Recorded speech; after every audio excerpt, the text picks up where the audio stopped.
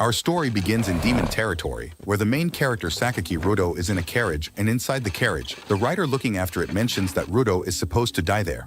In fact, the nightmare in the main character's life started a week ago when he entered another world with other students and was labeled as a hero like them. A woman welcomed them to the world of Addis and told them that there are several races in this world that have supernatural abilities and use magic. Rudo was very confused at first, thinking he was in some kind of dream, but then he realized that they were in a normal classroom and learning. Until some earthquake started and something happened that woke them up in the Addis world. The woman said it was a real shame and she felt sorry for the heroes because they died on their home world, but thanks to the summoning ceremony that took place, they were all summoned to this more than glorious empire. She said that horrible monsters were threatening the world and so they needed her power to fight the Demon King and his armies. But the other students were still too shocked by this event that they all died in their original world and are undergoing some sort of summoning. Rudo knew exactly what it was because he had seen it many times in games, but this wasn't a dream because right now he could become one of the heroes that could confront the Demon King and defeat him. Rudo had a miserable and horrible life in his past world, but now he had a chance to become a real hero in this world, so he was excited at the prospect of completely changing his life in this new world. While he was thinking about this, one of the students named Isayama Shouta got up to talk to the girl who was introducing them to the Addis world and said that although they didn't know exactly where they had gotten to, he wanted to see if he could return them to their original world. The woman explains that she could return them to the original world, but they were dead, so nothing would ever change, and there was no point in doing that now. Isayama then thanks the girl, saying that she saved them by summoning them to that other world, and for that he decides to lend his strength to the people of that world, and moved by the students' actions, several others stand up saying that they would do the same and try to fight for that world too. This leaves Rudo a little frustrated because obviously he wasn't the protagonist of that world or that story, and meanwhile that woman from the world of Addis continued speaking, this time indicating that she would confirm their status as heroes for the time being. She asked everyone to hold out their hands so that she could see the hero status of each of them and their names, introducing us to other students besides Izwayama, who was a saint, and these were Shuji, a guardian, Minace, a master, and Mitsuki, a creator. The woman and the old man from the world of Addis are impressed because they all have very powerful abilities, and the woman goes on to say that the ability of the brave saint was an ability that belonged to the hero who built the Empire of Lux. At the same time, Rudo decided to check his own status to find out what his abilities were, and was surprised to realize that his ability was called hanging. The description said that there was no proficiency in his awakening and that it was marked by the many difficulties that his path would be fraught with. His aspirations would be painfully destroyed, and yet he must continue to strive and endure all this so that his hands can grasp the light. Seeing that Rudo was shocked when he looked at his status, the old man approached him asking what was wrong, and the protagonist showed him his status with that strange poem, which shocked the old man too, and Rudo asked what exactly it was. The old man calls the girl named Iris and also shows her his status, leaving Iris very surprised because it was actually completely blank for them, which leaves Irudo at a loss to understand why he had been able to read a poem while all the others hadn't. Iris says it was a shame, but she doesn't understand. Iris says it was a shame, but apparently Rudo wasn't a hero, which leaves the protagonist confused, and he asks what exactly she meant by his status being blank, and what would happen to him when he wasn't a hero. Izwayama approaches and tells Rudo to stop pressuring Iris like that, and all the other students stare at Rudo and gossip about him, mentioning his blank status, and that he was quite scary and a strange guy from the start, and nothing had changed since the world they had come from. Rudo feels bad because just like in his original world, people always talked badly and laughed behind his back, and with that incident involving his status, surely no one would believe him. He tries to figure out what exactly he was supposed to do when he wasn't a hero either, but Iris approaches him and says that everything was fine and apologizes for the trouble caused, but would explain things to Rudo later. Rudo replied that everything was fine and apologized because he had pushed her like that before. So Iris continued talking to the other students and heroes, saying that in order to be able to prepare to battle the Demon King, all the heroes should receive training for the next year. But they could be free to start the following week, so that they can get used to this new world, and everyone is very excited. Everyone was very excited because apparently they were even going to have a big party to celebrate, and they were curious to know what the kitchen was like in that world, and everyone was very happy except Rudo, who was isolated in his own corner. At first, Rudo thought he could create a new life in that world, but in the end he didn't belong there either. Then Iris approaches him and apologizes for leaving him out and anxious, taking him by the arm and saying that she actually had a request to make of him. She said that for the good of the Empire, she needed him to fulfill that duty, and Rudo turned away from her, asking if he could be useful, and hearing her agree, he ended up agreeing too, thinking that at least this would be better than being with the others in his class. Matsuki asks him if he's not going to the students' party later, and he agrees that he couldn't go because he didn't feel like he fit in. But he compliments Matsuki because the creator's skill she received must have been really impressive. Matsuki apologizes, which surprises the protagonist, especially since she says that she couldn't cover or help Rudo a little earlier when all the other students made fun of him. Rudo is almost dizzy hearing this and wonders if she was some kind of angel when she suddenly hands him an accessory and explains that she used her ability to be able to create that object where a magic could be activated if he broke it. Rudo is impressed that she had already learned how to use her ability and says he would be careful with the object. She asks what he intended to do now, and he replies that apparently there was something he could do even though he wasn't a hero, and since the people of that kingdom had saved his life, he thought it appropriate that he could return the favor to them. Matsuki asks if there was something she could do as well, and Rudo reminds her that she had her training to do as well, but Matsuki insists on knowing if there was really a need for him to leave like that, because she felt there was something bad about it. Rudo insists that it would be fine because his life was over in the other world anyway, so the least he could do now was try to find a new purpose in life there too. The scene then cuts to the present, when Rudo has been dumped in the middle of a forest, and the knight who took him there tells him that his job would be to die there, because with his body, they would probably end up thinking the hero was dead and he would serve as a distraction. Rudo realizes that he is being treated as something disposable, and while asking how they would know if he was really a hero or not, the man just throws a bag in his face and says goodbye to the false hero, abandoning him to his fate. Rudo feels shaken by his own situation. After all, he only wanted to make himself useful to someone. But in the end, he would be abandoned and killed right there. In his original world, or in a fantasy one, he wasn't wanted by anyone. No one could care about him. But despite this, Rudo didn't intend to give up so easily, especially since, ever since he entered the demon's territory, a loud sound kept ringing in his head, and he didn't know why until he opened his status to check what exactly was going on. He realized that his status window was quite different from the time he had only been in the castle, and furthermore, he noticed that although he was desperate about the situation, he still managed to feel quite calm. This was probably the effect of his skill called discernment, which meant that he must have been in a state of crisis. But in addition, there were other skills at work, so he ended up suddenly using a skill called intuition when he sensed the presence of an approaching monster. He was completely shocked to see that monster approaching, and the system told him that it was a bloody monk, which was the content of the test for Rudo to face it. He had to survive for 30 seconds, and the first reward would be an increase in his status, and the system hopes that Rudo can survive that short period of time. Rudo is shocked by the amount of information that came into his mind, even though he knew he needed to escape quickly before he was attacked and died, and ends up falling to the ground, narrowly dodging the monster's attack. He hears voices shouting at him to escape while wondering what he should do and if there was any way he could fight back. Then he remembers the object he ended up receiving from Mitsuki and mentally apologizes to her for not being able to keep the gift safe, throwing it at the monster and thus exploding a great magic against it in order to survive. Rudo is surprised that the monster ended up being frozen and understands that apparently the magic inside that object was freezing magic. The system congratulates him on having passed the test, and so he receives an increase in his strength and general physical abilities, and soon afterwards he receives another test, this time one in which he has to defeat that bloody monk. Rudo is surprised that he soon receives another test so quickly, and the system tells him that the first reward has been acquired, and he now has a big increase in his physical strength. And with that in mind, the protagonist clumsily punches the frozen monster, destroying it with just one blow after throwing all his rage into one movement. Rudo is surprised that he managed to defeat the monster this way, and the system confirms it when he completes the second test and receives even more of an increase in his physical abilities than before. After defeating it, he realizes that he has indeed managed to become actively stronger, but it still didn't seem quite right to him. In any case, Rudo leaves to look for food, and so ends up going through some difficulties in the forest, facing other creatures and running to the point of collapsing on the ground from exhaustion. Rudo realized that he was in a bad situation because he didn't know how many days had passed since he had gone without food and he needed to find something to eat. The system confirmed signs of exhaustion and that he was failing to use his strength abilities because he was so hungry. But the protagonist didn't want to listen to the system talking to him and just reflected that he didn't know what was hiding behind his intuition ability. But he wondered why he continued to live even though he was in so much pain. Rudo begins to wonder what he has been doing all this time in his life, especially since after everything he has only managed to waste his time. He always thought he could become anything he wanted, from a legendary hero who could save the world to an invincible hero who could turn into anything he wanted. But then that earthquake incident happened, and because of the destruction that was all around him, he started running in the middle of the night as fast as he could to get as far as possible, only to stop in that other world, and in the end he couldn't do anything really from start to finish.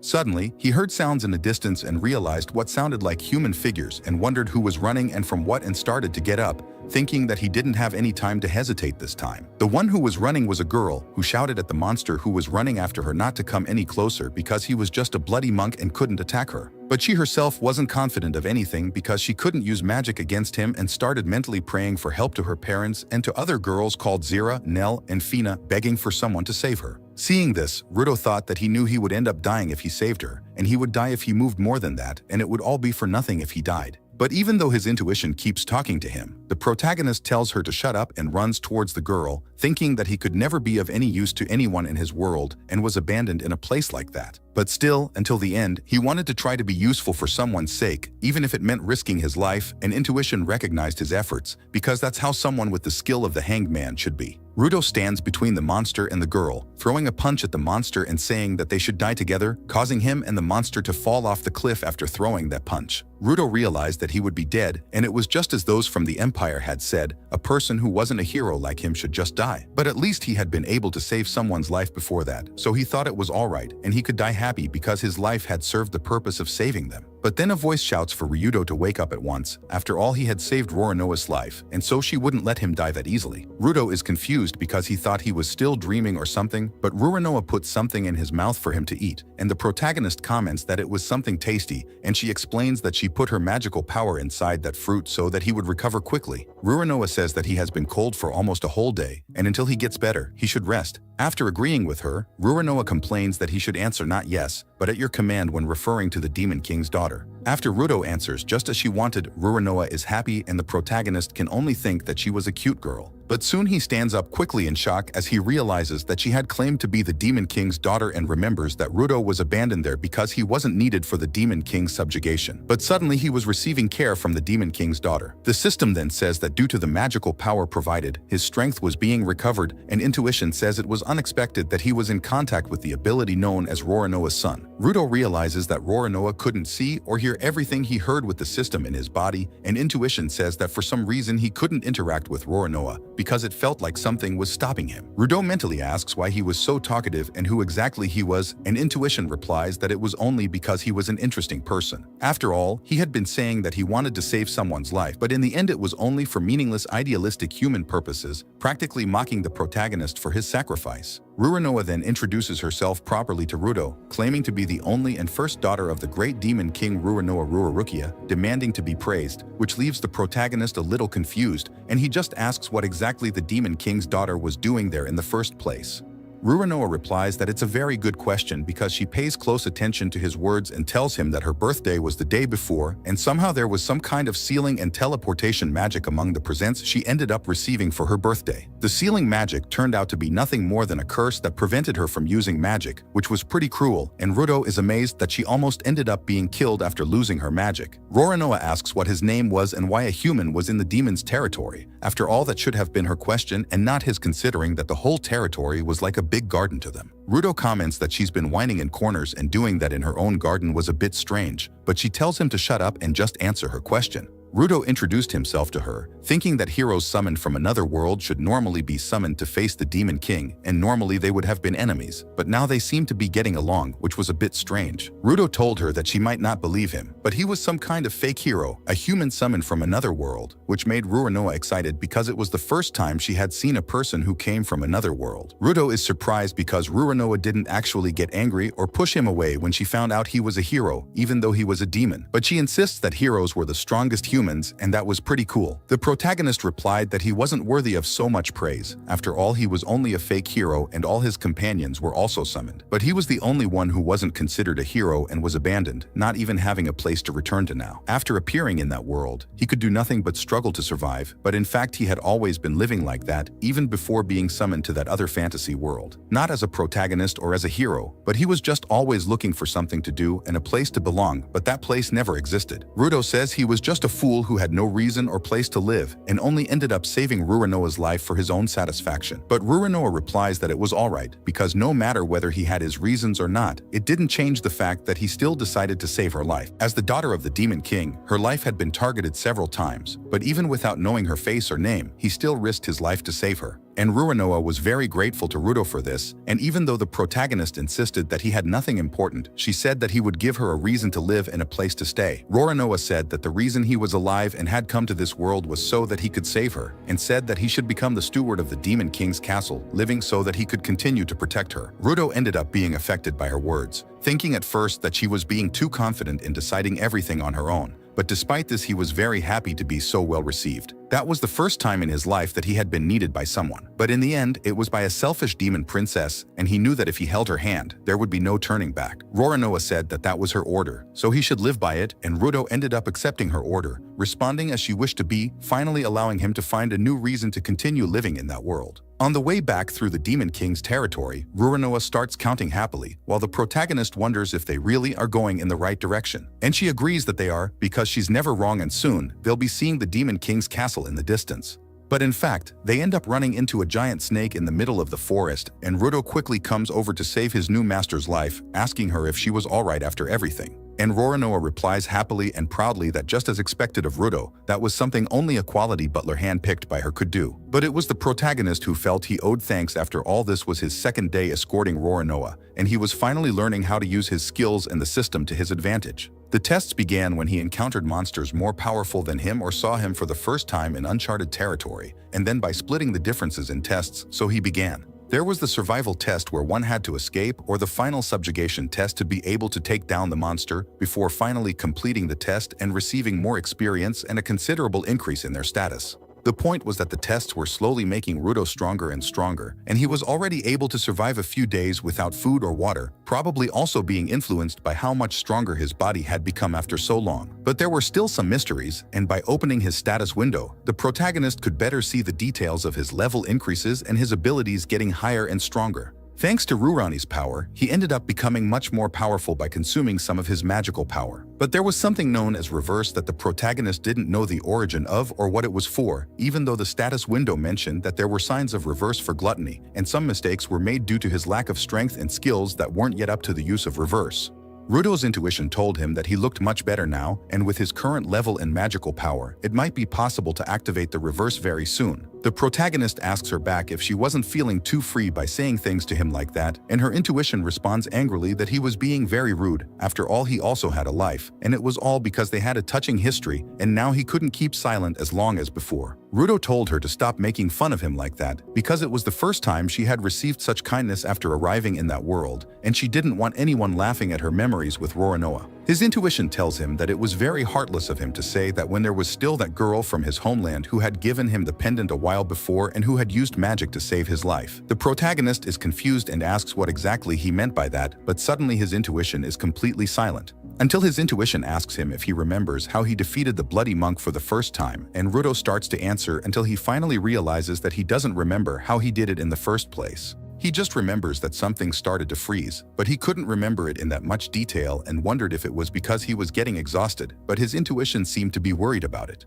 Ruronoa then catches Rudo's eye and points to what looked like black and purple smoke coming from the distance, and she says that that was the smoke signal from her knights, and it looked like they were searching even in that direction. Ruronoa held Rudo back and told him that they could go on now and that they should run towards the smoke because she was sure they would be able to find Zero when they met up with the knights too. Rudo asked who Zero was, and Ruronoa replied that she was a dear friend of his. She then holds onto Rudo as he starts to run, laughing because he was running so fast and praising him for being so amazing, and he asks her to hold on tight so he doesn't end up falling. Rudo begins to consider that Ruronoa was wanting to meet the knights, but wonders if they would really accept a human among them, and wouldn't it be strange if they all just wanted him dead on sight. Ruronoa said that when they reached the Demon King's castle, he would introduce him to his father, and after that to Nell and Zera as well. After all, he was their benefactor now, so he should lift his chest proudly and everything would be fine because he could handle the rest of things very well. Rudo realizes that being around her, his worries were all quickly dispelled, and now he could finally find a place where he could belong. Suddenly, he is ordered to jump, and Rudo now ends up doing it on impulse, and it's all because they end up facing a large monstrous wolf. Ruronoa is shocked that what appeared in front of them was a bloodthirsty dirty wolf, and wonders why there was one of those monsters in a place like that, and says that they should start running away immediately.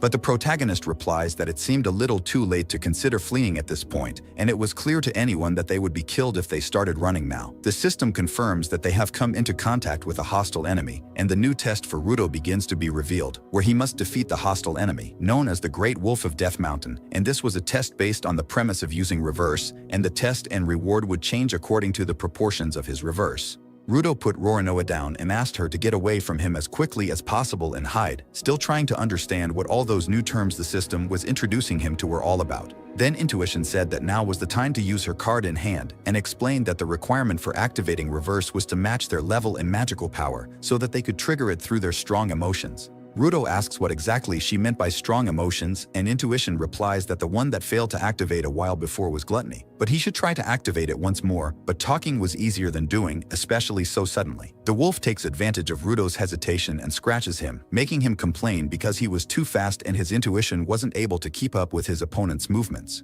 Roronoa realizes that Rudo was having a hard time facing the big wolf, but he insists that she should keep running. But she refuses and draws the wolf's attention. But Rudo immediately becomes concerned for Roronoa's life and shouts at the wolf not to touch her, and Intuition mentions that the reverse was caused by humanity's original sin and asks what Rudo's decision would be now. The protagonist told his intuition to shut up because he didn't care about strong emotions or original sins, because as long as he could get the power to protect Roronoa, the power to be able to defeat that monster and keep his life intact, he would use it no matter what, and just screamed at his intuition to give him that power right away. The system detects the sin of greed and uses the reverse to stabilize his power, thus beginning the use of his ability. Intuition says that the reverse referred to the reverse position of the tarot cards and awakened the hidden powers of Arcana, and the meaning of the Hanged Man in the reverse position was a person who lost to his worldly desires. Rudo begins to suffer from a great change of appearance as he transforms with a reverse, beginning a monologue from a poem about how the treasures placed in the heavens and on earth by his tender would always have insects crawling under their rust to destroy them, but he would drill into them and steal them all the same. He was the plunderer who collected all the riches, confiscated all the skills, and gathered all the power. He was the Black Death Mask of Greed, known as Mavelisha. The Great Wolf sets out to attack the protagonist when he sees the transformation, but Rudo restrains him using the chains of his genius ability. The system says that the reversal of greed has been completed and thus notifies him of the renewal of the original content of the test, now requiring him to take and leave the Great Wolf totally without any kind of power. The reward would be a considerable increase in his strength, but in addition, he would also receive eternal dominion over the Great Wolf. With the transformation, Roronoa asks if he really was Rudo, and what exactly happened with that explosion of power and his new form, and the protagonist laughs, replying that he didn't really understand what happened either, but in any case, they needed to get to grips with that great wolf that he had managed to bind with his chains.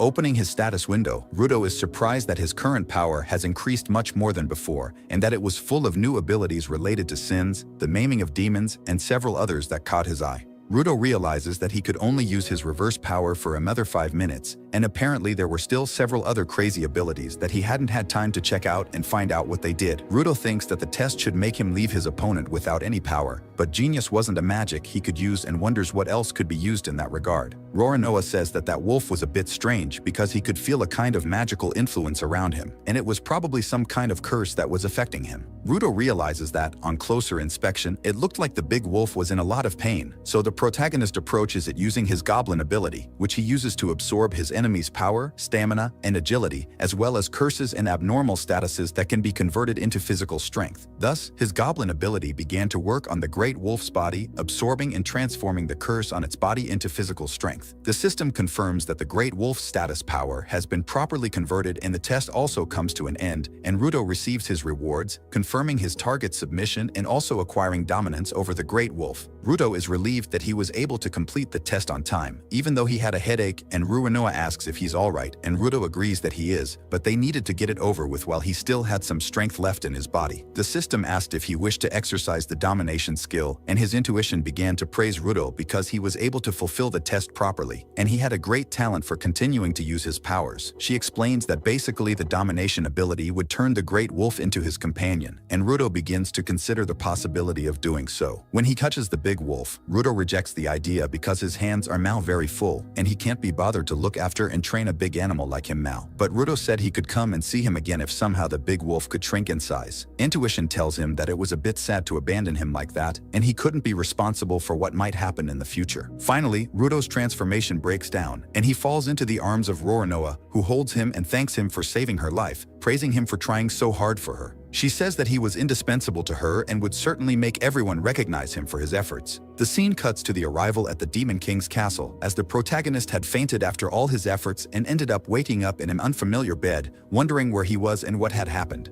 Suddenly, a girl appears next to him saying that at last he had managed to wake up, and she introduces herself as Fina, the head maid of the Demon King's castle, and says she is available to help him adjust to his new stay. Fina told him that it had been 2 weeks since Rudo had been sent to the Demon King's mansion, and that they had been taking care of his injuries ever since, as he had arrived badly wounded at Roronoa's side. Rudo is surprised to have woken up inside the Demon King's castle and thanks Fina for taking care of his injuries. The maid apologizes for waking him up so suddenly while she was looking after him, but asks him to change his clothes as well. Rudo is confused by the amount of information he has received so suddenly, but the maid tells him that he should put on his new clothes and present himself to the Demon King who has been waiting to see him. Rudo put on his butler's clothes, reflecting on the tense situation he found himself in. After all, he would have to meet the Demon King, Roronoa's father, and also the great enemy of this world in person. And he thought that the situation would be very uncomfortable considering that if the Demon King hadn't already killed him when he first arrived at the mansion, the chances of that happening now were also high. Rudo asked to be excused and entered the room where the Demon King was waiting for him. And the Demon King said he could come in and formally introduced himself to him, laughing so that the protagonist wouldn't get so tense because he wasn't intending to eek him or anything, and invited him to sit with him in the meeting room. Rudo decides to do as the Demon King asks, and the Demon King introduces himself as Alto de Ruarukia, but he could just call him Alto, looking very happy to meet Rudo. The protagonist is surprised that Alto seems quite different from what he first imagined the Demon King to be, and Alto starts talking about how he heard about his situation from his daughter Ruru, and thanks him for saving his daughter's life. The Demon King goes on to explain that he couldn't do it himself because there was his position as the great Demon King, and it would be a situation of pity and great trouble, which makes the protagonist nervous, and he asks Alto to raise his head because he was practically bowing to him for saving his daughter's life. Alto replied that he would find a way to reward Rudo appropriately at a later date and promised that he would do so soon, and today he had called him into the room so that they could discuss another matter. First of all, Alto starts talking about Rudo's ability, as he has heard that he should be considered the weakest person in the Lux Empire, and then the protagonist replies that apparently other people weren't able to see something that he could, and thus opens his status window.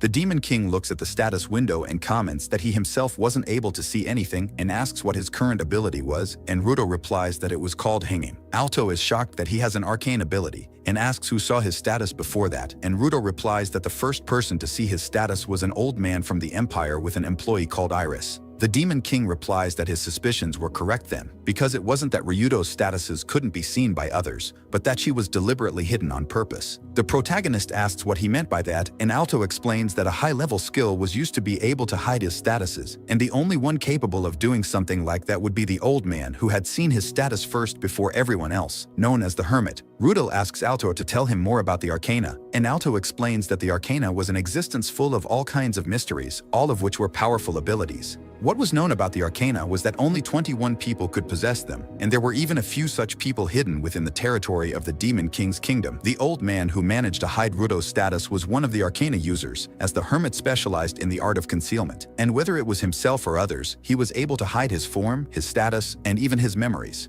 Rudo asks why he would have hidden his statuses, and Alto tells him that the only possibility he can think of to answer this is that he didn't want the Empire to use Rudo's arcane ability. Alto says that despite this action would only be disadvantageous for the Empire, but even so, the Hermit was not known as a human of the Empire, as his ancestry and background are unknown. He could only assume that they told Rudo that he was one of the heroes summoned by the Empire, and probably that they were supposed to defeat the demon race that controlled the monsters and were the world's greatest enemies, and the protagonist can't help but be surprised that it was all true. The Demon King tells him that it was all just a big manipulation of the human race, because in fact other races had good relations with the demon race, and the ferocity of the monsters had nothing to do with it, and the human race was a great enemy of the demon race. Rudo comments that now that the Demon King has mentioned it, the monsters certainly wouldn't have attacked Roronoa if they really were controlled by the demons to begin with, and the Demon King agrees because he seemed to understand things very well now. Alto mentions that the heroes summoned from another world were manipulated into believing that the demons were the great evil and were out to destroy the world and the Empire, being isolated inside the castle and trained to be nothing more than soldiers with the sole purpose of exterminating the demons. Rudo wonders why the Empire would do something like this, and Alto replies that it was because the Light Empire was the closest place to the demon realm within the human world, and they had their eye on the lands rich in magical powers and resources that were in their lands and wanted to take them over. The protagonist complains that the humans were making very dirty approaches by taking advantage of people who had been summoned from another world just for the hell of it, and Alto comments that if Rudo shows them his new power, he could certainly be accepted again by the Empire and the human kingdom if he returns. Even so, Ruronoa had told his father that he wanted him to become his steward permanently, so he wanted to respect his opinion and decision, but the protagonist replied that he just wanted the Empire to go to shit, and that was his decision. This makes the Demon King laugh and reply that he's spoken very well now. After all, Alto was worried when his daughter came running begging for it every day since Rudo arrived at the castle, and in the end, the Demon King was relieved that his daughter's new butler was actually an interesting guy. Rudo thanks him for the compliment and comments that hiring him so suddenly was complicated, and wonders if someone in the castle won't end up complaining about his decision in the end. But Alto tells him that Ruru has actually been taking care of all this in the meantime, even though it's been by force, which leaves the protagonist a little confused. But the Demon King concludes by saying that he'll understand soon enough and says goodbye, wishing Rudo good luck. The protagonist starts walking around the kingdom and ends up being drawn towards a kind of arena that was full of people gathered together and making a lot of noise, and he soon runs into Ruru, who runs towards him very happy to see his butler awake and safe. Ruru asked him if his body was alright and if nothing was hurting, commenting that she really wanted to stay by his side and watch him recover during that time. But Rudo assured her that he was fine, even when Ruru went on to say that she had been worried enough to keep thinking about her butler's state of health even while she was at work. Until two other people approached mentioning that Rudo and Ruru were really close, and Ruru started to want to introduce them. But one of the demons interrupted her, saying that she had heard a lot about Ruru from Rudo and introduced herself as Ermal, a mage and Ruru's cousin. And Ruru finishes by introducing the other girl, who was the captain of the knights, Zera, who despite the protagonist trying to greet her, only received a cold look in her direction.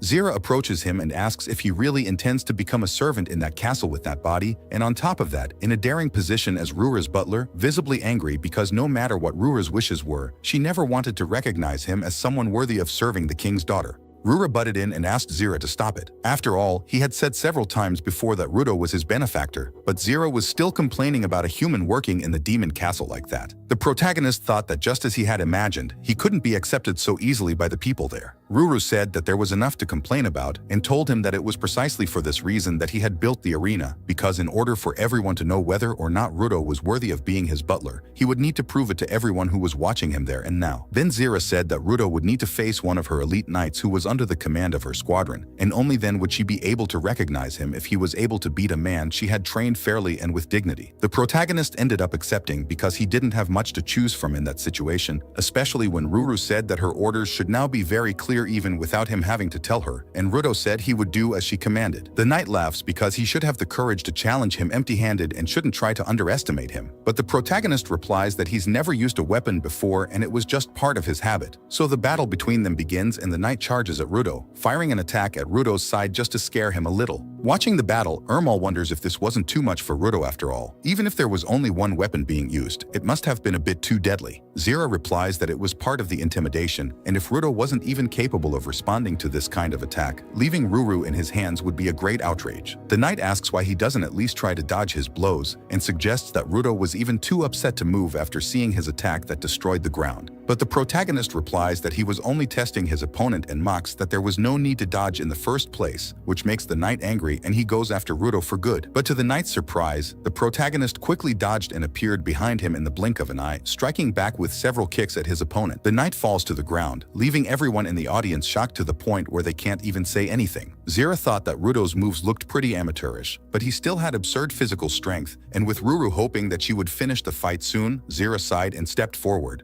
handing the victory of the battle to Rudo. The protagonist thinks he's relieved because at least he managed to raise his level early enough not to have to worry about that duel, and in the end, the tests in the forest weren't entirely in vain. Ruru approaches Rudo and says that now there should be no more doubts because with this, they could throw a welcome party for their new butler now that he has proved his abilities in front of everyone. Ruru told the protagonist to follow, but Rudo asked her to wait, kneeling down in front of her and saying that it was a great pleasure to be able to be by her side, Princess Ruronoa Rururukia, and from then on, he would serve her for all eternity. Hey, Manga Akita's here. I hope you enjoyed this story and want to see the next part. In that case, write in the comments the secret word, curse. That way I'll know you've watched this video to the end. That's all for now. See you later, and bye-bye. Sakaki Ryota kneels before Ruri and promises to follow her will, feeling that he now lives in this world. The majestic Lux Empire building is shown. A woman appears, announcing Ryuto-sama's death, and cries, regretting that she couldn't protect the hero's friend. The heroes comfort the woman, saying it's not her fault in any way, and discuss Sakaki, who they believe took the risk himself with no ability.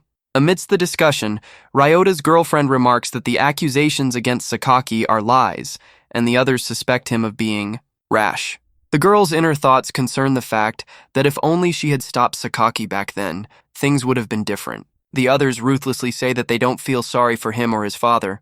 The girl remembers Sakaki, while others reason that the son of a murderer deserves to die. An elderly man in a trench coat moves down the hallway, causing tension. Owl watches, and the old man muses about the failed attempt to use the devil's curse. Someone contacts the hermit monk, discussing interfering with events and asking him to stop manipulating the hanging man. In the conversation, it is revealed that one of the people involved no longer wants Sakaki, while the other continues to show interest.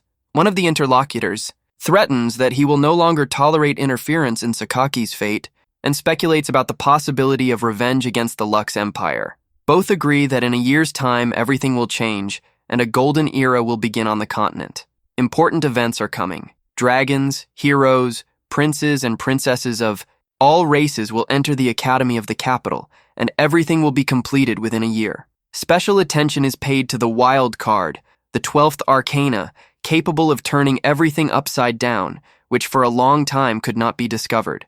This arcana will open a new era of upheaval. In the woods, someone smells a familiar odor, and footprints emerge from the thicket. A young girl with ears approaches the Demon King's castle after smelling something familiar. She rejoices, assuming she has found a master and calls him Master. Sakaki Ryota is sleeping peacefully in the castle when a beastman girl arrives there. Upon waking up, Ryota discovers the sleeping beast girl next to him and quickly bounces away. The girl wakes up and says that Shu is here now. Ryota is shocked. He doesn't immediately realize who's in front of him. Ryota and the others discuss with the girl who has appeared that she is an unusual type of beastman, and she is clearly attached to him. The story of how Ryota once saved Shu from suffering in the forest is shared with them. It turns out that Shu is the same giant wolf who is now a little girl and is excited to see her master again. Fina recognizes the girl as the great wolf of Death Barrow, whom Ryota defeated to protect Ruri. The girl is named Shuwate. Ryota begins to have doubts, but realizes that his skill is not wrong. The girl is the wolf. In the past, there was a race of werewolves who could change their appearance by drinking the blood of monsters. Humans saw the werewolves as a threat and destroyed them using the power of elves. However, one werewolf survived, took revenge, and was dubbed the Wolf of Deathmound. The wolf destroyed an entire nation overnight, took over the elven forest, and became a symbol of fear and vengeance. After his revenge, the wolf supposedly disappeared, and now Ryota and his friends wonder how Shu ended up in that forest. Shuvate apologizes for her out-of-control behavior in the past, explaining that she didn't understand what was happening because of the pain and the curse. Ryota doesn't judge her, realizing that she is alone after the death of all her loved ones. Shu has no place left to go back to, but she comes to Ryota because he's not afraid of her. Shuwata asks to stay with Ryota, saying she doesn't want to be alone and she's scared. Ryota hugs her, letting her know that she won't be alone now. Alto allows Ryota to take care of Shuwata, considering him as a relative, and supports his decision. Shuvat is happy to be with the master, and the two decide to be together. Shuvat is being groomed, getting new clothes and wearing a bell so she won't get lost. At Shuwat's request, she is given a muzzle to make her seem less scary. Ryota also performs the domination bond, giving her back some of her power and giving her confidence.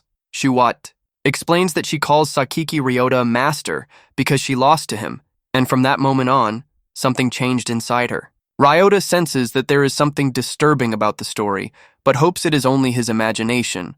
Ryota is tasked with serving 3 demon princesses at a tea party and must show off his skills, to which he dutifully agrees.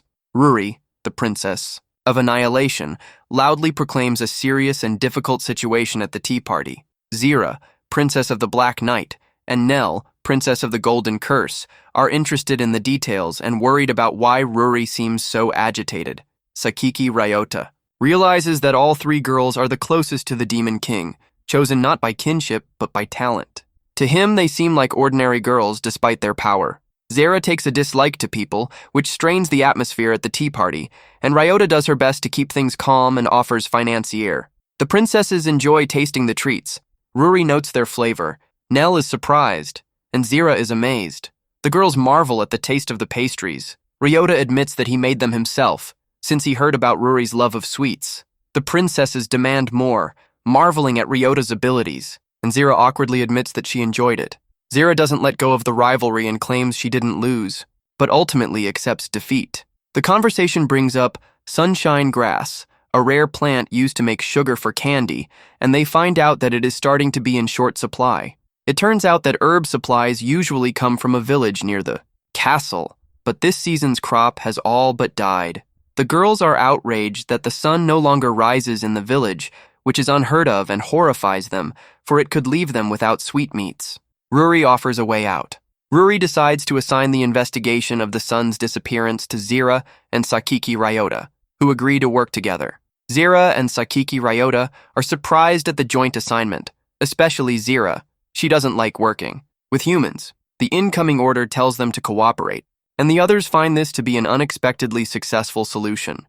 Ruri insists that it's mandatory for Sakiki Ryota and Zera to investigate everything together, despite objections. Sakiki Ryota accepts the assignment, though the atmosphere between him and Zera remains tense.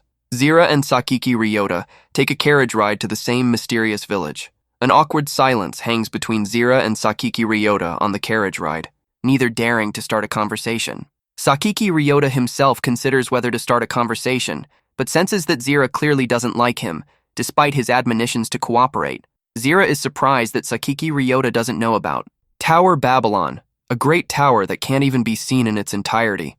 Sakiki Ryota learns that Tower Babylon unites all the languages of the world, allowing him to understand them from ancient times. He now guesses why he communicates freely, but is surprised that the tower knows Japanese. Sakiki Ryota thanks Zara for her explanation, and the latter demands that she not use formal addresses.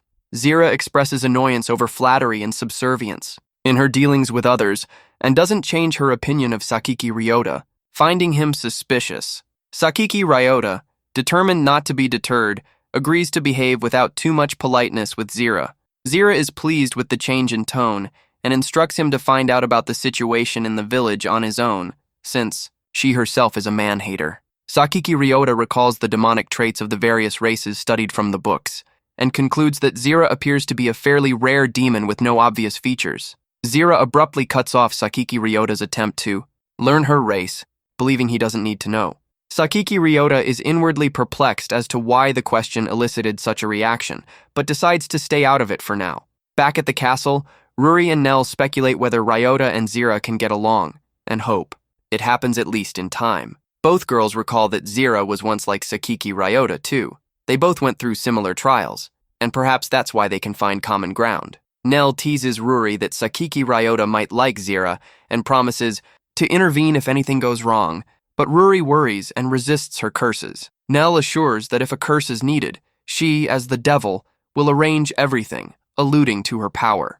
On the way to Sakiki village, Ryota and Zera notice that the sun is still there, though the sunshine grass crop has really suffered. This makes them suspicious. At night, Zera notices an unusually bright moon, which alarms Sakiki Ryota.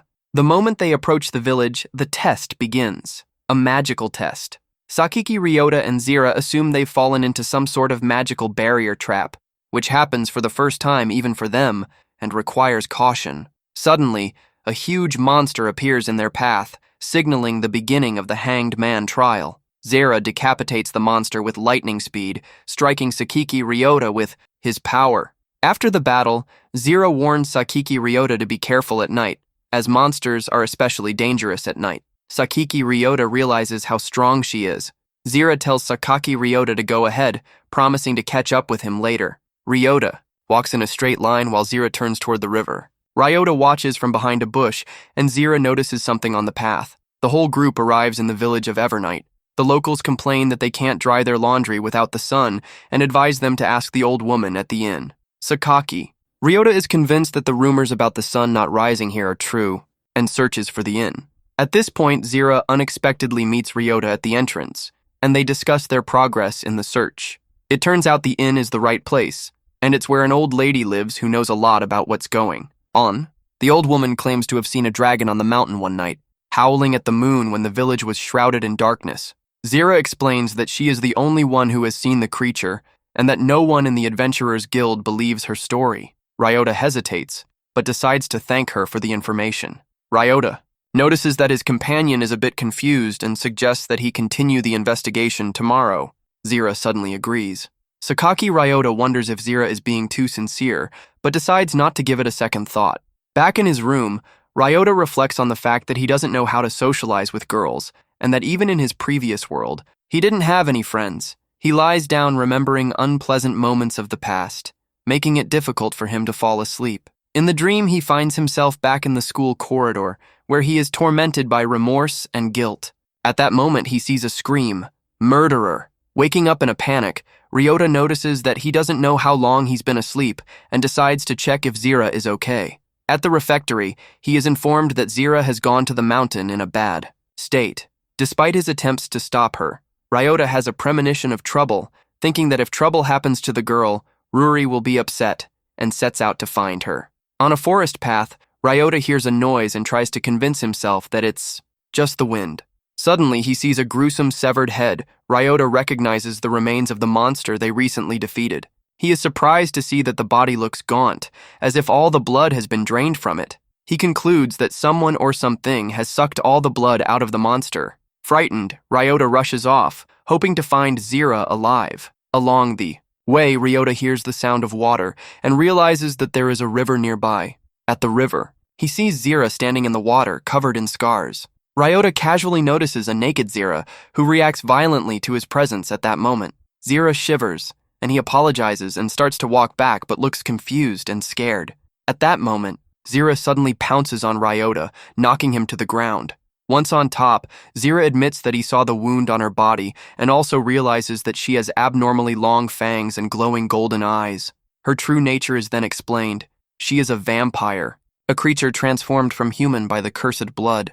Bloody marks appear on Zera's face, confirming her nature. She informs Rhoda that, knowing her secret, he must die here. Zera mentally ponders the moon, the darkness, the blood, and the hatred she harbors for people because of her past. However, her most intense hatred is for herself, not for all of humanity. In a brief flashback, Ryota reads about vampires in a book and realizes the horror of their nature. The story is shown of how once upon a time in ancient times, the progenitor of vampires attacked all living things that had blood. Zera repeats, now that her secret is out, Ryota can't live. Ryota tries to assure her that he will never tell anyone about her secret. Zera doesn't believe him and says she can't stay in the demon kingdom if word gets out. She says she lost everything to humans and doesn't believe Ryota will actually keep her secret. Her mind flashes back to memories of a happy early childhood, where Zera enjoyed life with her parents. Describes a peaceful and simple time in her life when she was happy with her family and didn't need anything else. She cheerfully ran up to the mountain of her house and said her parents had given it to her. Soon, Zera felt something wrong on her back. Suddenly, small black wings appeared on her back. After the manifestation of wings, Zera begins to be called a monster, accused of unclean blood, and called for help. Since then, everything has changed. Zera returns home and tells her mother that a neighbor called her a monster, and her mother is dumbfounded by the shape her daughter saw. Her mother, hugging her, says that Zera is always her favorite daughter, no matter what. Zera, not understanding the fear of the adults, asks if she is bad, but the parents assure she is kind. The family promises to have a picnic. Suddenly, people come to their house and demand Zera's extradition. They call her the daughter of a vampire, say she has awakened the blood of a traitor, and threaten the family with reprisals for harboring her. Zera's parents want to hide her, comforting their daughter, assuring her that she's still a good kid, and nothing has changed. The mother confesses her love to Zera to make the girl feel protected. Soon the house is engulfed in flames. Zera calls her parents in despair and cannot believe what has happened. The surrounding crowd finds her. Someone offers to cut off the black wings, while the others demand to kill the monster. Zera is grabbed and is about to be killed, while she is terrified and tries to free herself. The girl screams in despair, loses her wreath, and the weapon collapses to the ground. In the present tense, Zera wonders what was evil about her parents if she paid the price just for awakening the blood of a true ancestor. She doesn't understand if it was a mistake to just live. Sakaki Ryota's memories take him back to elementary school. He too was isolated because of his parents' crimes. His classmates thought he was dangerous and wondered if he was worthy of life. Ryota notes that everywhere he went, he was judged for his parents. And Zera starts to get angry at people for always thinking about blood and offspring. Both recall their emotions. Each wanted to be seen as an individual. They admit that their whole life is just a quest to be seen for who they are. Sakaki Ryota realizes he and Zera have a lot in common. They're alike. The young man gets up off the ground and realizes he has to say it out loud. Sakaki Ryota decides to shake Zera and yells for her to come to her senses, but the girl takes offense at the idiot words. The guy calls her an idiot, claiming that from the beginning he saw her as just Zera, not a monster or a human being. Zera's eyes fill with amazement and hope. Zera gets angry, stating that he doesn't understand anything since he's another layman, but he stubbornly clarifies, if she's a vampire, how can that change who she is? Zera talks about her danger because she needs to kill to live. In the past, vampires have caused terror, but Ryota notices that humans have killed their own for personal gain even more often. The guy confesses his parents killed his kin for money, but even then he did not understand what was going on. But people always looked at him as the son of murderers. Even though Ryota did nothing wrong, people were still afraid of him, and the company of school bullies only fed off his misery. Ryota desperately explains he's an independent man and doesn't want to be responsible for other people's actions. He assures Zera that it doesn't matter if she's a vampire or anything else, she's still herself. Zera remembers her parents at that moment, and for the first time realizes the true meaning of Ryota's words. The girl is shocked to see her family again in her memory and cries for the first time in a long time. In conversation, Zera recalls that Ruri called her friend sincerely when she met Ryota. Ryota lists how Ruri took care of Zera, and the elders in the castle look at her with warmth. She is appreciated and accepted. He's sure everyone in the castle treasures her, and if she dies, everyone will be upset. Such thoughts keep Zera herself going. She asks if Sakaki Ryota is afraid of her, as she often thought she didn't deserve to live and brought suffering to those around her. Zera questions whether he should hate her, but he explains that it's impossible to kill by shaking, and knew from the beginning that she didn't want him dead. Ryota adds that Zera was behaving normally, eating the treats with gusto, as if she were an ordinary girl, which was very nice. Zera blushes again, almost crying, and clings to Ryota, embarrassed and touched by his words. Against the night moon, Zera ponders. She hates people and her nature, but most of all she hates herself, wanting to live no matter what. The girl does touch Ryota, and the two of them begin to understand each other more deeply. At this time, a new chapter begins. There is a mention of a fire magic stone in the cases. Sakaki Ryota uses magic to boil milk and is surprised at the unsuccessful result. Sakaki Ryota analyzes his status, his level 116. Strength, stamina, and agility parameters are slightly increased due to the magic he received from the sun, and special abilities such as wisdom, intuition, and discernment are present, allowing him to better recognize dangers and remain calm in a crisis situation. All of his skill limitations are now lifted because he is being tested.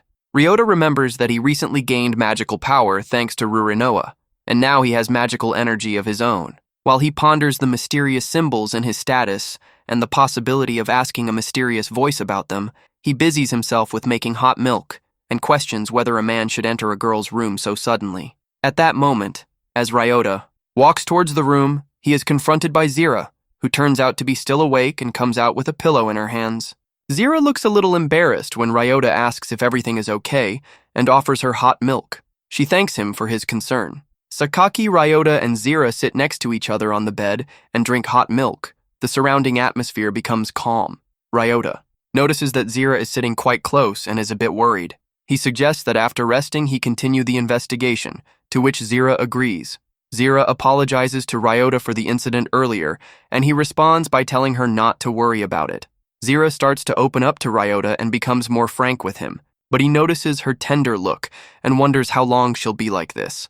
Zera asks Ryota not to address her so formally, and Ryota gets a little embarrassed and calls her by her first name. Zera, a little embarrassed, still calls Ryota by his name, and blushes, and he is surprised at this treatment.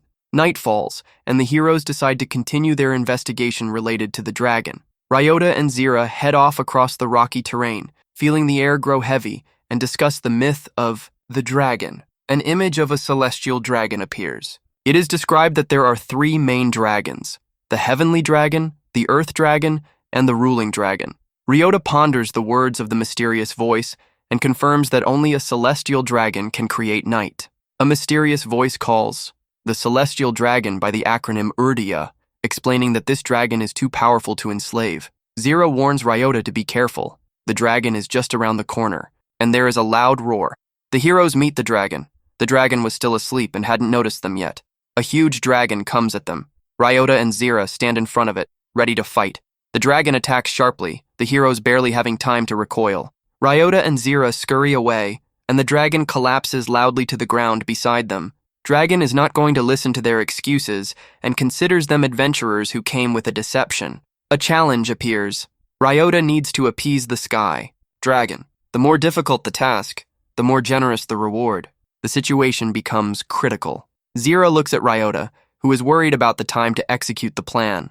Zera asks Ryota to win 10 minutes for her. The dragon scoffs at her small size and thinks the attempt is foolish. Ryota thinks about it. If he does nothing, he'll die. But if he makes a mistake, so will he. Sakaki Ryota decides to put his strength on the line, asking if 10 minutes will be enough. The use of intuition is noted, as his normal greed power is not suitable against strong opponents like this dragon. Ryota reminds herself of the sensations from their last encounter in the dark and deep forest. He activates the reverse ability for gluttony, successfully passing all stages of activating the new power level. Ryota gains the ability Wings of the Gluttonous Locust, Zablugra, allowing him to fly. He entrusts his life to Zera before the battle begins. Zera replies that she trusts him, too, and asks him not to die. Ryota's new status is shown. He now has high agility, flight magic, and several new spells for combat. Ryota expects to be able to handle these new skills despite the danger. The spells Yahweh, to draw the dragon's attack to himself, and Gluttony Stone, to fly, are activated. The dragon ponders that Ryota is being clever, but as an unfinished card, he has little chance. The challenge is to survive against the celestial dragon. Ryota barely manages to dodge the attack, and has trouble controlling his position due to the wind. He falls to the ground, and the dragon stops in front of him. The dragon is surprised at what is happening. Seeing Ryota rise into the air, Ryota starts maneuvering in the air. The dragon, scolding him for his annoying movements, comparing him to a lord of the flies. The dragon warns Ryota that he will show what happens to those who provoke the dragon's anger. Ryota notes the dragon's unusual behavior. Sometimes he chats, and sometimes he abruptly stops his attacks. Then he realizes he has found his opportunity. A true deadly game of salsa begins between Ryota and the Sky Dragon, Ryota putting his best foot forward. Sakaki Ryota's character, called the Hanged Man, is threatened, saying that if he doesn't try his best, a slow and painful death awaits him. He is encouraged with sarcastic mockery not to give up. Sakaki Ryota, breathing heavily, says he wasn't going to challenge anyone to a fight and wonders how much time is left. The dragon looks at him contemptuously and considers him a useless fugitive unworthy of a challenge, and someone replies that there's about 5 minutes left. Zera closes her eyes and concentrates, and a large energy-like flash appears in the background. Her sword-wielding figure looks determined. She's ready to intervene in what's happening. Sakaki Ryota senses a powerful magical energy, realizing it is the legacy of the Night Vampire King. The dragon decides not to hold back any further. Ryota rushes forward, preventing his opponent from reaching Zera by using his magic. His powerful attack breaks, and Ryota is thrown back against the rock. The dragon, spreading its wings, descends toward him. The dragon notices that provocation is futile and decides to destroy both enemies at once. At this time, a voice says it's over when Urdia begins to fight in earnest. Ryota tries to figure out why Dragon didn't finish him off right away and ponders it. He recalls that whenever he stood with his back to the mountain, the dragon held back from attacking, even though it could have destroyed everything. Ryota guesses that Dragon is defending something and senses an attack coming. The dragon prepares to attack, but Ryota releases her spell as well, calling Cerberus to attack. His dark magic rushes forward, causing an explosion on the slope. The dragon strikes back, plunging Ryota to the ground. The dragon absorbs Ryota's magical power, then prepares to deliver the final blow with its crystals. Despite his powerlessness before death, Ryota is not afraid. Because he believes in Zera, she stands before him, inspiring hope. Zera shows up just in time and takes the lead. Promising to sort things out, she solemnly swears to fulfill her promise and asks you to trust her. Zera claims the night belongs to her and resents Dragon for hurting her friend. Dragon is shocked and recognizes her as the direct heiress. Ryota is stunned to see in Zera the vampire power she has always hated. Zera believes that this power is now her own.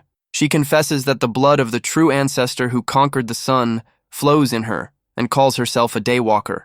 The dragon recognizes that even his strength cannot stand against this blood, the strongest in the world.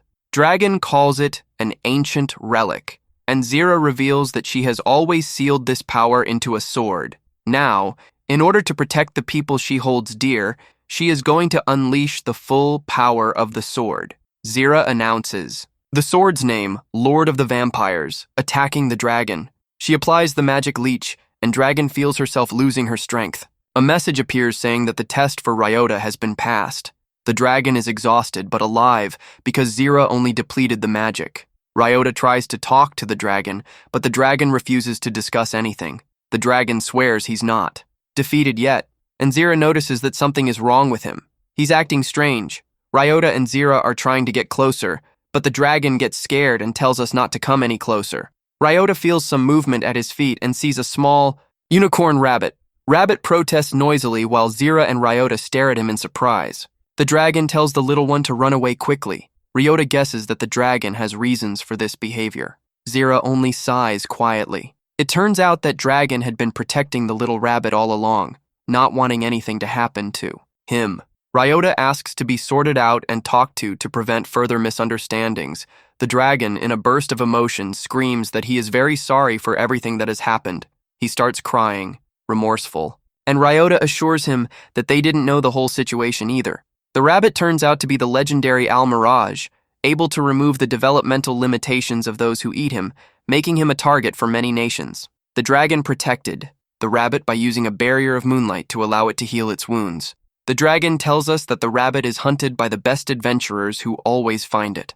Ryota decides to learn more about magical tags to help the rabbit and protect it from being caught. The dragon is asked to be called simply Urdia, as he is called among the other 3 dragons. It turns out that of the 3 pillars of dragons, only 2 in the rabbit call him by that name, and Zera confirms its prominence. Sakaki Ryota is stunned to learn that the mysterious voice belongs to a dragon called the Sovereign Dragon. Explains that this dragon is capable of interfering with arcana and only shows interest in those who have caught its attention while remaining cold to the rest. Ryota and the others head to the Demon King's castle on the back of a dragon. Ryota, thanks for the flight, marveling at how comfortable it is to fly even at this height and speed, guessing it's the magic. The dragon says it's his thanks for his help with Kyuku. Ryota asks the dragon to tell him more about arcana, recognizing that there is much he lacks in knowledge, and receives approval. The dragon shares the knowledge he has accumulated over a long life. A set of all 21 arcana is shown, including the Jester, Magician, High Priestess, Empress, Emperor, Hierophant, and others. Ryota learns that each of these arcana has great power and wonders about their appearance. The dragon decides to talk about the 2 main schemes for arcana appearance, God's gift and inheritance. Arcana beginning with the usually pass on the inheritance. After the death of the owner within 20 years, if the conditions are met, there is a successor. If no one fulfills the conditions of inheritance, the arcana becomes God's gift and is given to a random person, and the time and place are unknown. Ryota's Hanged Man card was a God's gift.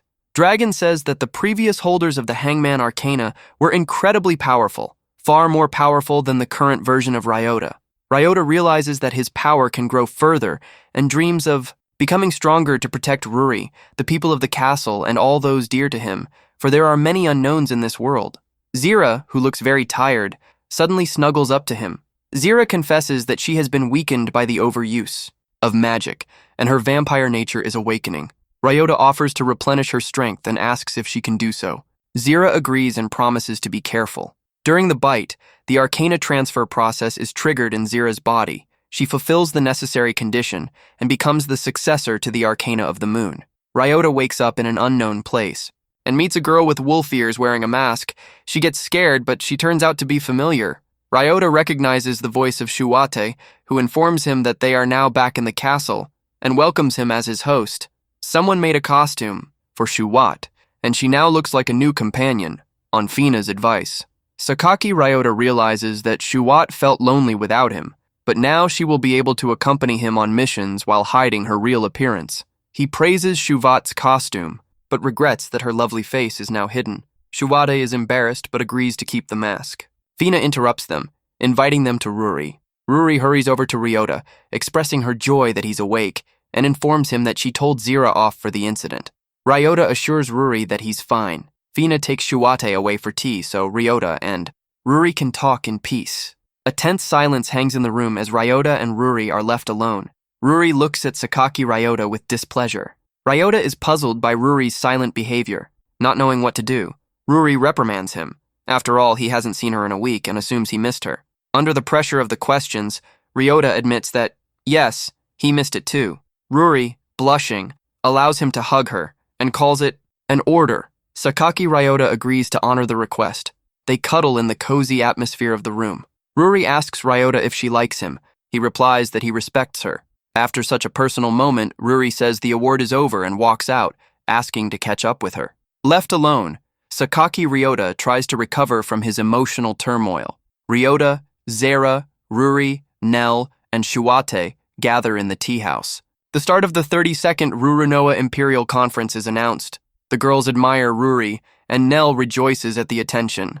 Urdia, with a rabbit on her head, starts to speak, but is embarrassed when Sakaki Ryota points out that she looks really cute. Like that, Ruri demands an end to the chatter and formally begins discussing the case of the village where the sun doesn't rise. Thanks to the dragon's intervention, the barrier is removed, the grass for sun is restored, and the village returns to normal life. Ruri notes the importance of this investigation, and the topic of protecting Kyuku from adventurers becomes a new agenda item. Ruri asks Nell's opinion on the mark placed on Kyukyu, since removing it is a complicated and costly endeavor.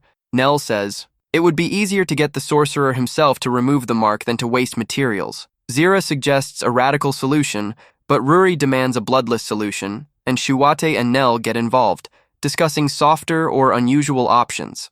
Ruri announces that she has a plan and everyone present awaits the proposed solution, but Urdia never has time to say which enemies she was going to strip of their powers. Ruri is sure. The main thing is to really scare the enemies, so that they have no desire or strength to contact again. Ruri decides to make Sakaki Ryota a demon, to be feared outside the demon country to scare away pursuers. Behind the bushes begins to move. A huge snake appears. The heroes enter the battle. The shining sword rank. A team tackles the monster, rejoices in victory, and discusses the mark on the rabbit. The adventurers note that the animal almost did not move, the wounds have already healed, and the task turns out to be uncomfortable. After all, you have to penetrate the lands of demons. Girl on the team thinks that if they defeat the demons along with the rabbit, the reward will be increased. Others remind them that the order comes from a high-ranking person from the Lux Empire. One of the girls is confident that thanks to their ability to recognize the weaknesses of their enemies, they can easily handle even strong opponents. The band keeps moving forward, but the freckle-faced guy notes that things may not go smoothly at all. The adventurers cross the border into demon territory. Suddenly night falls, and they are wary. They sense something approaching. Someone's silhouette seems infernal, like a demonic fiend with magical beasts and dragons.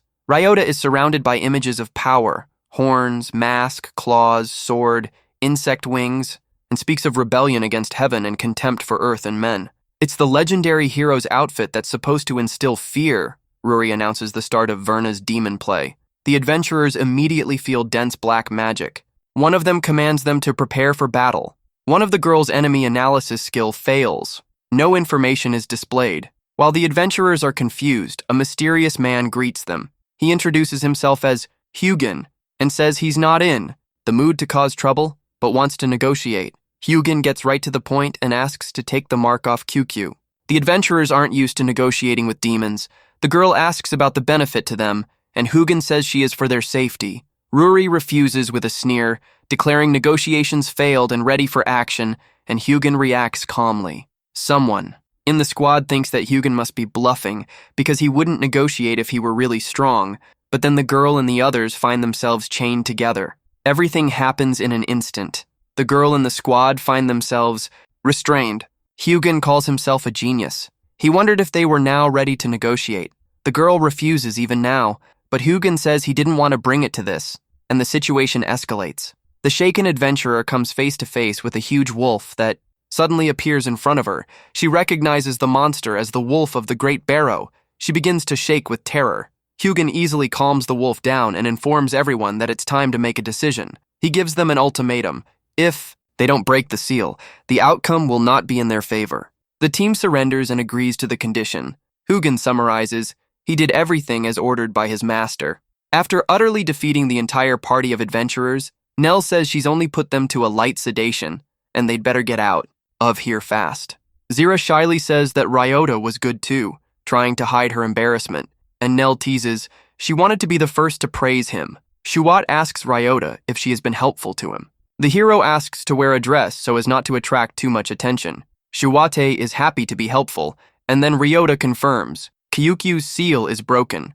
Urdia and Kyukyu rejoice. The mark is now completely gone, and Kyukyu is grateful for the rescue. Sakaki Ryota feels that the effort was not in vain, and Ruri appreciates his work. Urdia recalls the epic about the demon Verna. He was chosen perfectly to intimidate his enemies. Ryota notices the similarity of Verna's outfit to his own. Nell notes that the head cook is preparing a special dish, and the others decide to return to the castle to inform Fina. Zera stays behind, explaining that she has pressing business. Ruri looks thoughtful at first. Ruri confesses to Ryota that she wanted to thank him for saving her and tell him how frustrated she is at her helplessness since she couldn't save anyone herself, but she treasures him and Zera. Ryota says that it was Ruri who saved everyone and reminds her how dear she is to Zera. Sakaki Ryota reflects on the fact that he is not afraid of Zera and does not consider her annoying, but she takes his words as a show of kindness rather than the truth. Thanks to Zera and the others in the Demon King's castle, a family atmosphere has developed, and trust has gradually appeared between them. Sakaki Ryota realizes that the case is about him. Ruri enthusiastically praises Ryota for his accomplishments, and the latter smiles modestly in return. She jokingly remarks that if she saved someone as extraordinary as Ryota, then she is extraordinary too. Ruri wants to tell Ryota a secret about her arcana. She's about to reveal what kind of distortion exists between her and Nell. In the Great Elven Forest, the head of the Ermel clan, Ridalka Ermel, and the Demon King of Altoid are discussing whether the Elven chief will speak to them. They ponder that if it doesn't work, the secret can no longer be hidden and hope to find a way to break the curse in one of humanity's 5 great dungeons. The names of the dungeons are listed. They need any information they can get to continue their search. The Demon King recalls that there are only a few creatures capable of using high-level curses like the ones previously placed on Ruranoa. The curses that come to mind are teleportation, rabies, and the art that nearly killed Ruranoa as a child by sealing arcana.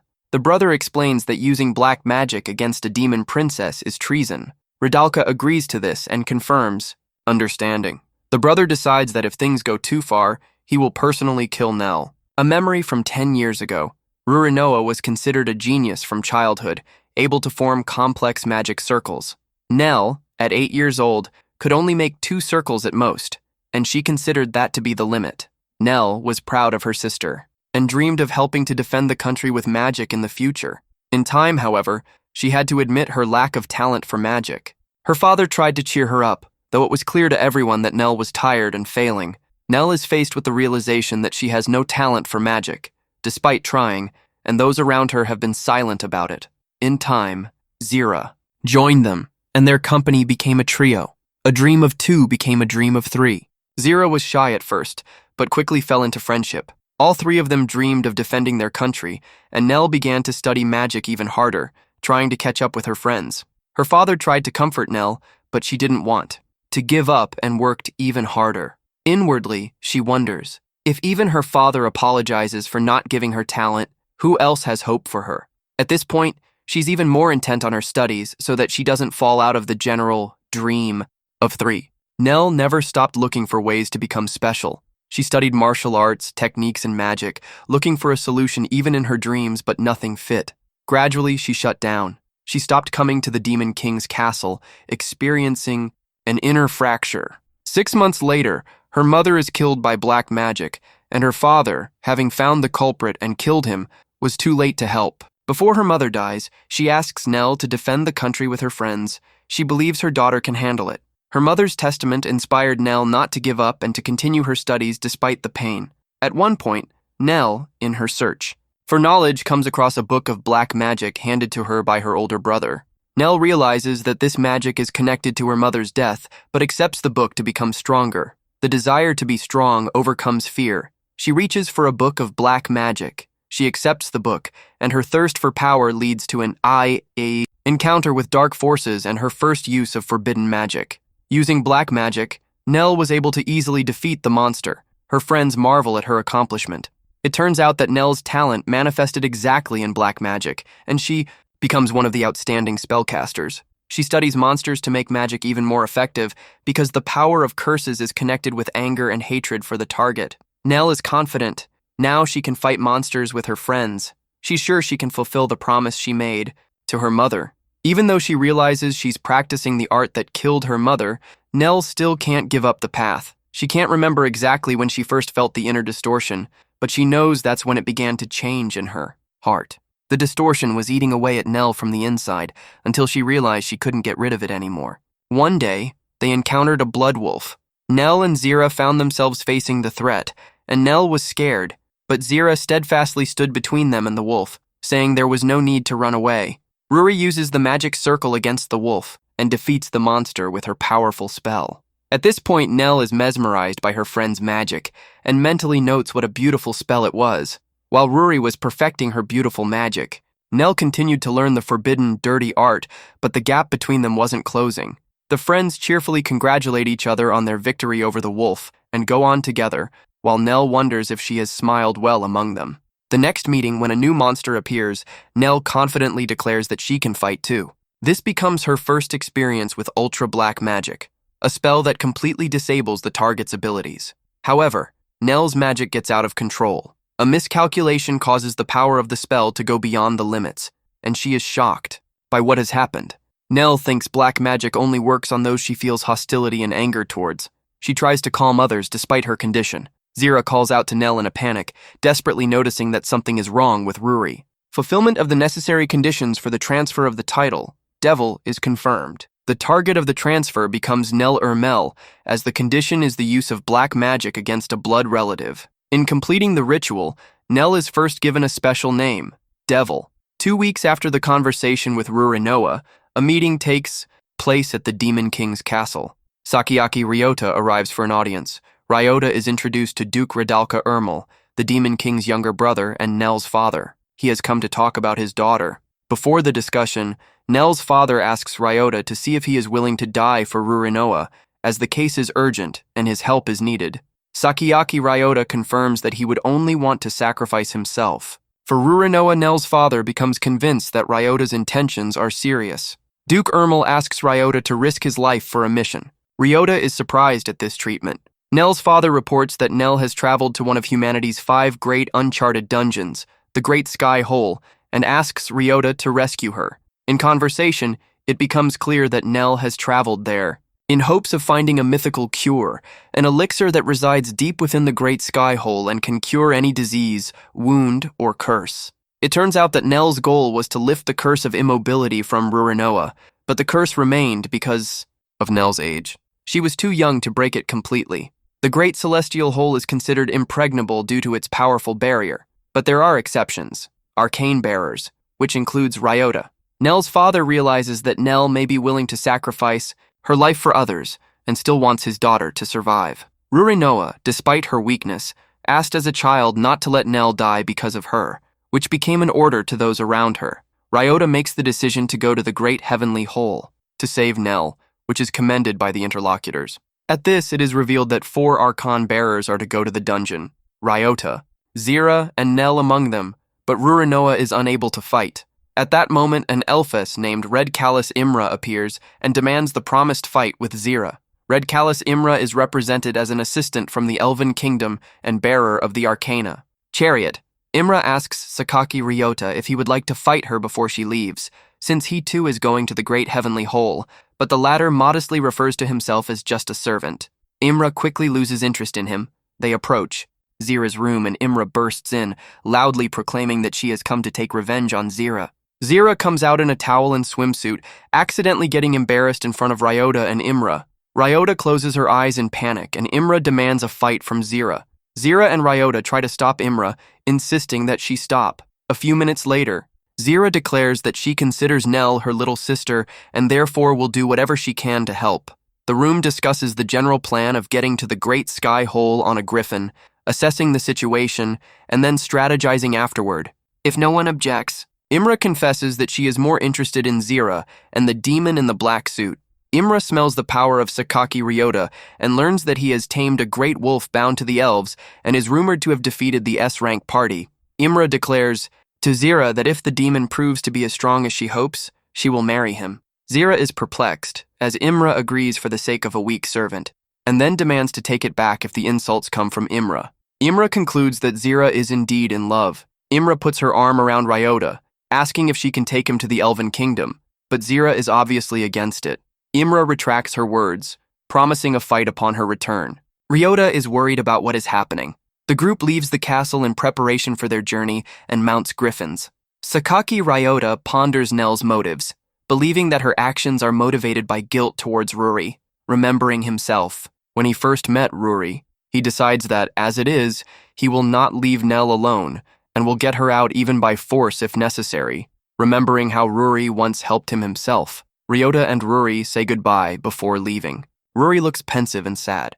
Ruri admits that she wants to save Nell, not wanting to put either Ryota or Zera in danger, but she has a hard time putting it all into words.